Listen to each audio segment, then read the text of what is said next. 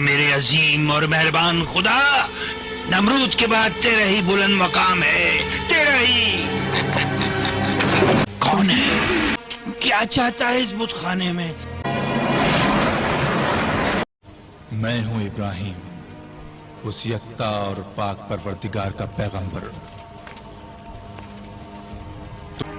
ہاں ابراہیم، کہاں ہے تیرا وہ فریاد از خدا جو تجھے نجات دے اس بھڑکتی آگ سے؟ کہاں ہے؟ میرے لیے اللہ ہی کافی ہے، اے افلاک کے مرسلو، وہی بہترین کا احساس ہے۔ دیکھو لوگو، آگ ابراہیم کے لیے گلزار بن گئی۔ یقیناً خدا ابراہیم کے ساتھ ہے۔ میرا خدا پوری کائنات کا مالک ہے، نہ اس نے کسی کو چنا، نہ اس کو کسی نے چنا۔ حضرت ابراہیم علیہ السلام اللہ کے محبوب رسولوں میں سے ایک رسول ہے۔ آپ کی پیدائش عراق کے شہر بابل میں ہوئی۔ حضرت ابراہیم علیہ السلام کی قوم ستاروں اور بتوں کی پجاری تھی، اور دوسری طرف اس وقت کا بادشاہ نمرود بن کنعان جو کہ بڑا ظالم تھا، وہ خدائی کا دعویٰ کرتا اور لوگوں سے اپنی عبادت کرواتا تھا۔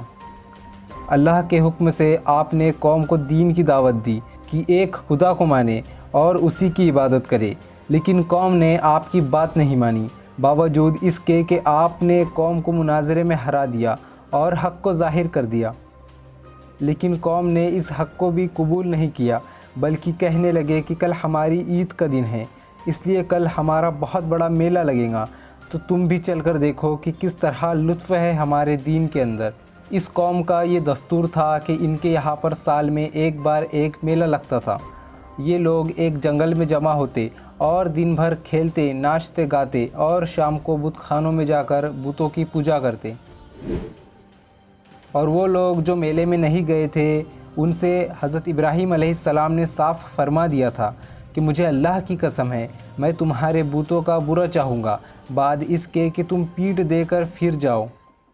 اس کے بعد آپ ایک کلہاڑی لے کر بت خانے میں گئے۔ وہاں چھوٹے بڑے سبھی بت تھے اور ایک سب سے بڑا بت تھا۔ حضرت ابراہیم علیہ السلام ان جھوٹے معبودوں کو دیکھ کر سخت غصے میں آ گئے اور کلہاڑی کے وار سے سارے بتوں کو توڑ دیا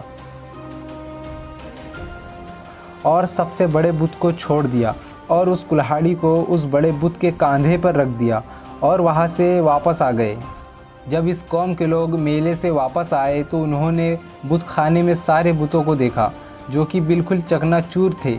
وہ یہ سب دیکھ کر حیران ہو گئے اور غصے سے چلانے لگے۔ تبھی کچھ لوگوں نے کہا کہ ہم نے ایک نوجوان جس کا نام ابراہیم ہے، اسے ہمارے بتوں کو برا کہتے سنا ہے۔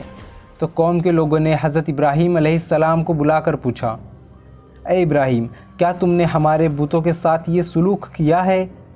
تو آپ نے فرمایا، یہ سلوک تمہارے اس بڑے بت نے کیا ہوگا، کیونکہ کلہاڑی تو اس کے کاندھے پر ہے۔ یا پھر تم اپنے ہی ان بتوں سے کیوں نہیں پوچھتے کہ ان کا یہ حال کس نے کیا ہے؟ تو قوم کے لوگوں نے کہا کہ تم جانتے ہو کہ یہ بت بول نہیں سکتے۔ تو حضرت ابراہیم علیہ السلام نے جلال میں آ کر کہا، کیا تم ایسوں کو پوچھتے ہو جو تمہیں نہ نفع دے سکتے ہیں اور نہ ہی نقصان؟ افسوس ہے تم پر اور تمہارے ان بتوں پر، کیا تمہیں عقل نہیں جو تم انہیں پوجتے ہو؟ جب یہ معاملہ ان لوگوں نے اس وقت کے بادشاہ نمرود کو بتایا جو کہ بڑا ظالم تھا اور خدائی کا دعویٰ کرتا تھا، تو اس نے حکم دیا کہ حضرت ابراہیم علیہ السلام کو آگ میں ڈال دے۔ نمرود کے حکم پر ان لوگوں نے بہت بڑی آگ جلائی جس کے شعلے آسمانوں کو چھو رہے تھے۔ اب ان لوگوں نے حضرت ابراہیم علیہ السلام کو اس بھڑکتی ہوئی آگ میں ڈال دیا۔ اب یہ لوگ یہ گمان کر رہے تھے کہ یہ آگ حضرت ابراہیم علیہ السلام کو جلا کر راکھ کر دیں گی۔ جب ابراہیم علیہ السلام آگ میں پھینک دیے گئے تو تمام مخلوق اللہ سے دعا کرنے لگی کہ اے اللہ، آپ کے خلیل کو ان لوگوں نے آگ میں ڈال دیا ہے، آپ حکم دیجئے، ہم ان کی مدد کریں گے۔ تو اللہ کے حکم سے حضرت جبرائیل علیہ السلام آپ کے پاس آئے اور آپ سے کہا، اے ابراہیم علیہ السلام، آپ کو کوئی حاجت ہے؟ میں آپ کی مدد کرنے آیا ہوں۔ تو حضرت ابراہیم علیہ السلام نے کہا کہ بے شک میرا اللہ میرے لیے کافی ہے، مجھے کسی کی مدد کی ضرورت نہیں، مجھے یقین ہے کہ میرا اللہ میری حفاظت کرے گا۔